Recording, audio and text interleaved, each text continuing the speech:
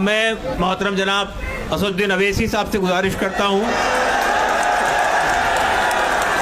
कि वो तशरीफ़ लाएं, अपनी बात रखें।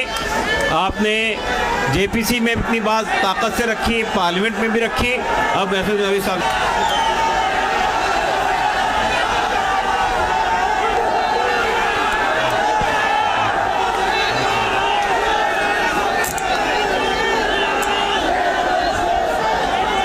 बिस्मिल्लाहिर्रहमानिर्रहीम।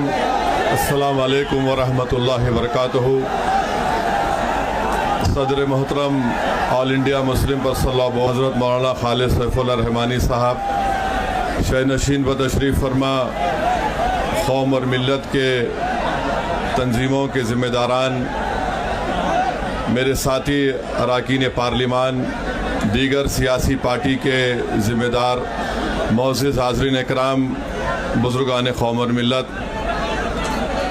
मैं सिर्फ आपके सामने ये अर्ज़ करना चाह रहा हूँ कि नरेंद्र मोदी की हुकूमत वक्फ बिल को लाकर क़ानून बनाने की जो कोशिशें कर रही है, उनका मकसद एक ही है।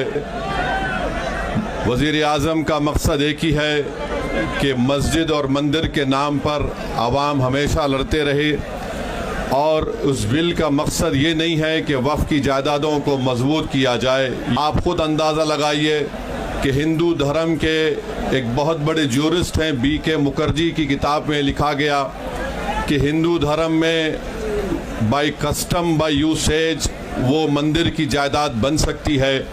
तो नरेंद्र मोदी वक्फ के वक्फ बाय यूज़र को इस तरह से ख़त्म कर रहे हैं कि अगर कोई डिस्प्यूट होगा या गवर्नमेंट प्रॉपर्टी होगी तो वक्फ बाय यूज़र नहीं रहेगा।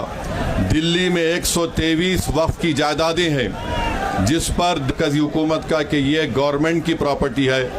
कलेक्टर को इख्तियार देने का मतलब यही है कि कलेक्टर हुकूमत के हक़ में फ़ैसला देगा। जिस मस्जिद के इमाम हमारे भाई मरकज़ी हुकूमत कहती है कि वो गवर्नमेंट की प्रॉपर्टी है, अगर कल खुदा ना खास्ता ये क़ानून बनेगा तो कोई भी जाकर मरकज़ी हुकूमत की तरफ से, दिल्ली सरकार की तरफ से वहाँ पर एक नोटिस लगा देगा कि ये वक्फ की प्रॉपर्टी। हिबा को निकाल रहे हैं, ट्रांसफ़र ऑफ प्रॉपर्टी में हिबा है, मगर कोई गिफ्ट नहीं कर सकता वक्फ की जायदाद को। नरेंद्र मोदी आजकल भारत के हमारे फजीलतुल शेख बने हुए हैं और ये बता रहे हैं कि अगर कोई मुसलमान होता है तो उसको 5 साल तक वो वक्फ को नहीं दे सकता है। ये कहाँ से इनको मालूम हुआ, कौन से फ़िक़्ह ये की किताब में लिखा गया? तो इनका मकसद एक ही है कि भारत के मुसलमानों से उनकी सियासी और मजहबी शनाख्त को छीन लिया जाए। मैं आपको छीनना, इवैक्यू प्रॉपर्टीज़ को छीन लेना, ये मकसद नरेंद्र मोदी की हुकूमत का है। और हम कॉशन कर रहे हैं चंद्रबाबू नायडू को, हमारे पासवान साहब को और नीतीश कुमार तक कायम रहेगी अगर आप इस वक्त नाजुक वक्त में इस बिल की तायीद करेंगे तो आपको मुसलमान कभी नहीं माफ़ करेगा, क्योंकि आपकी तायीद की वजह से ये बिल क़ानून बनेगा।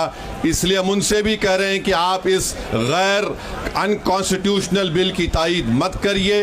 हमारा मुतालबा सिर्फ यही है, अगर हिंदू धर्म की प्रॉपर्टीज़ में, मंदिरों में, सिखों के गुरुद्वारा में कोई गैर सिख या गैर हिंदू मेंबर नहीं बन सकता तो मुसलमान के इस वक्त में क्यों बन सकता है? तो ये तमाम चीज़ें हैं। हम उम्मीद करते हैं कि हुकूमत इसका नोटिस लेगी।